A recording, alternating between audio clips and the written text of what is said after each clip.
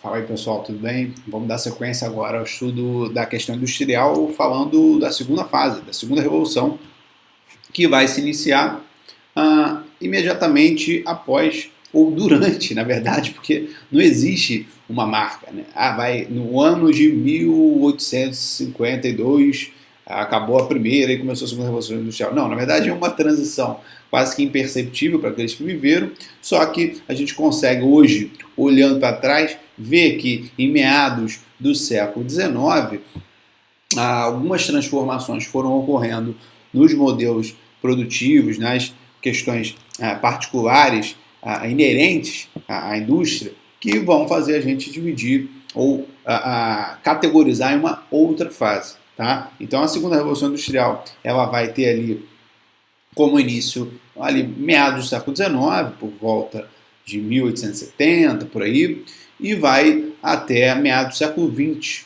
ali um pouco depois da segunda revolução, da Segunda Guerra Mundial, melhor dizendo. Tá? Então, foi um período que é importante você ter na cabeça de crescimento, tá? De ampliação das coisas que haviam já acontecido na primeira revolução e de aprimoramento também. Tá? Então, um exemplo aqui é você perceber que a indústria deixa de ser um fenômeno puramente europeu. Tá? Você vai ter, tanto nos Estados Unidos quanto no Japão, a criação de condições próprias, particulares a esses países, para realizarem seus próprios processos produtivos. Então, tanto os americanos quanto os japoneses conseguem se industrializar de forma independente, por mais que com um certo atraso em relação à Europa. Eles conseguem se equiparar ao contexto europeu e até superá-los depois. Vai ser diferente, por exemplo, do caso aqui do Brasil, da América Latina e de outros países subdesenvolvidos, que vão ser considerados países com industrialização tardia, que já se industrializam apenas ali em meados do século XX e de forma dependente. O Brasil, a gente vai estudar bem isso depois, se industrializou importando máquinas, tecnologias de países que já tinham se industrializado, ou seja, desses países aqui.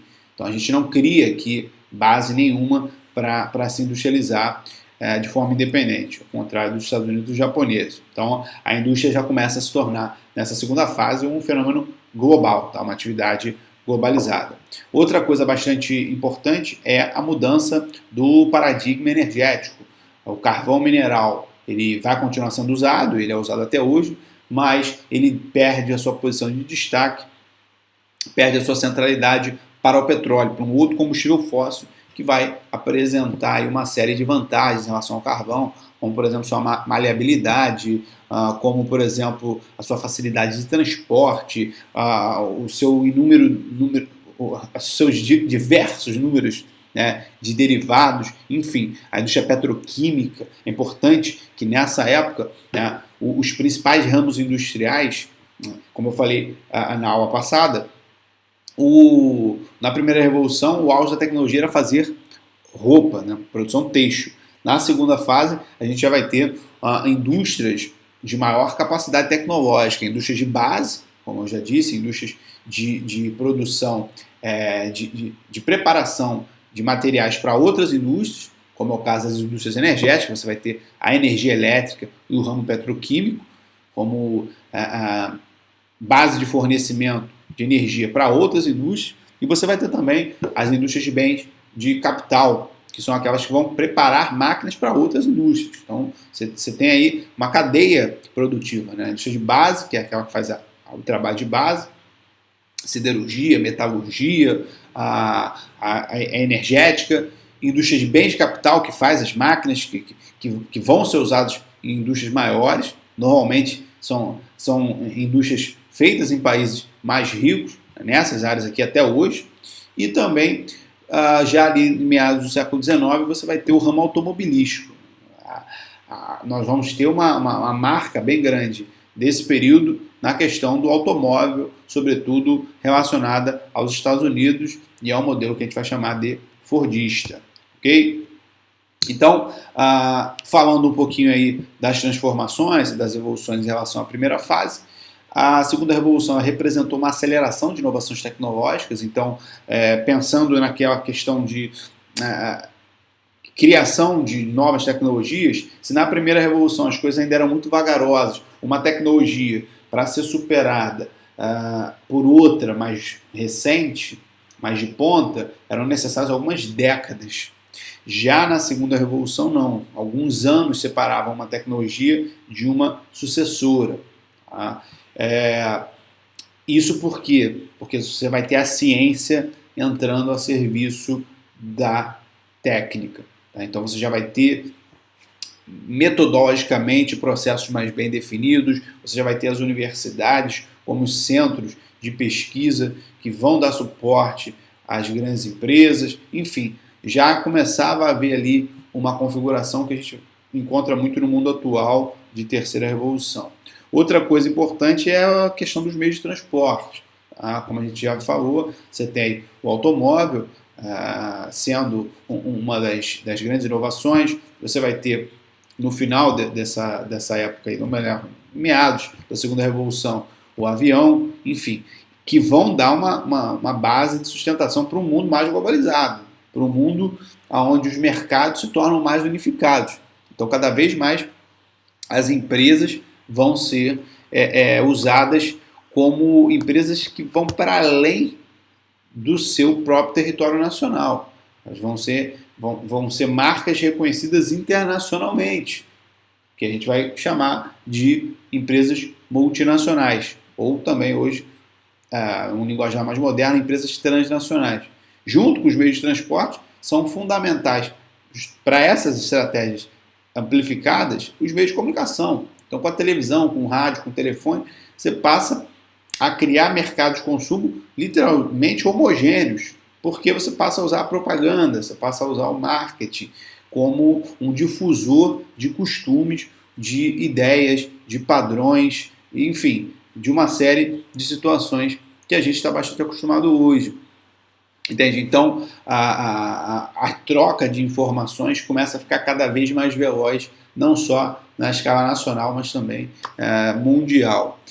A questão trabalhista, uma coisa muito importante, é você ter noção que aquela realidade de exploração e de desigualdade da primeira revolução industrial começa a ter aqui algumas aperfeiçoamentos, algumas evoluções. Os trabalhadores vão passar a ser mais valorizados, vão ter ali uma organização, sobretudo em sindicatos, ou seja, em organismos que vão representar os anseios de cada classe, e com isso leis e benefícios vão começar a aparecer, vão começar a ser autorizados para essas classes trabalhadoras, como sobretudo na época do Fordismo, que a gente vai ver daqui a pouco. Então as jornadas de trabalho vão ser reduzidas, os salários vão aumentar e uma série de questões vão ser introduzidas para que esse trabalhador participasse também do mercado de consumo, já que a classe operária é uma classe bastante numerosa, não adianta você ter um trabalhador que não consome aquilo mesmo que ele faz. Nessa época a gente vê uma busca por novos mercados e fontes de matéria-prima, a ideia do imperialismo. No final do século XIX a gente vai começar a ver uma corrida pela África, pela Ásia, que vai culminar até na Primeira Guerra Mundial, sobretudo por parte das potências europeias. Os Estados Unidos vai ter uma atitude mais imperialista aqui no continente americano, os japoneses no contexto lá da Ásia, enfim, tudo isso para garantir o suprimento de recursos naturais e também de mercados que pudessem ser usados para a venda de seus produtos, que eram cada vez feitos numa velocidade maior. Os impactos ambientais, como a gente já falou, vão se amplificar, claro, à medida que a atividade industrial se amplia, você vai começar a falar em problemas de escala internacional, ok? E nós veremos também nessa fase, até por uma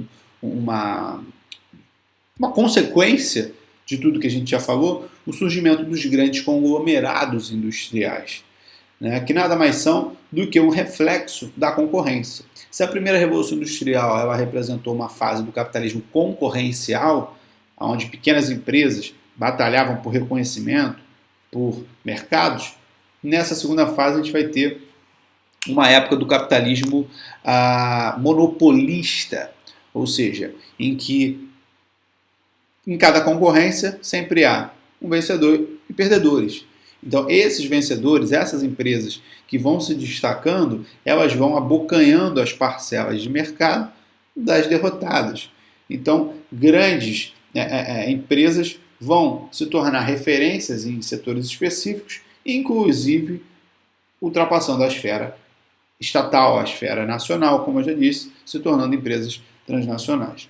Então, a gente só vendo as ilustrações, as fotos, aqui a produção automobilística, você repara já uma fábrica nessas duas fotos aqui bem mais organizada, com trabalhadores bem mais com funções bem mais definidas do que na Revolução Industrial anterior, na primeira, e aqui a figura, né, dos meios de comunicação fazendo essa interface aí entre lugares distantes. Bom, mas vamos falar aqui agora dos conglomerados. Isso é uma coisa importante que às vezes aparece em prova. Vocês têm que ficar ligados aí que isso tem várias formas de organização empresarial. A gente vai ver as principais aqui. A primeira delas é o monopólio. O que seria o monopólio? O nome já é meio autoexplicativo. Você tem uma mão que vai controlar o fornecimento de um produto, ou seja, um mercado que ele é restrito a apenas uma empresa. Se você quer um produto, só aquela empresa te fornece, mais nenhuma. Então, quando você tem, sei lá, quero ver um jogo de futebol na televisão e só está passando em um canal. Isso, de alguma maneira, é um monopólio. Tá? Por mais que você tenha aí guardado as devidas proporções. Então, quero comprar um carro e só tem uma marca. Não é assim, mas vamos supor que fosse. Oligopólio é quando nós temos algumas empresas, ou seja, não é uma só, mas são 3, 4, 5 que controlam aquele mercado. Tá? Isso é o mais comum hoje em dia, mais comum até que o monopólio, é você ter ali empresas que se revezam e que tem ali um destaque, que abocanha 80%, 90% da fatia de um mercado específico. Então você pensa, falando de futebol, você pensa uma empresa de fornecimento de material esportivo, você pensa na Nike, na Adidas, na Puma, na Umbro, aí você pensa em mais 2, 3 e acabou. Não tem mais muito além disso não.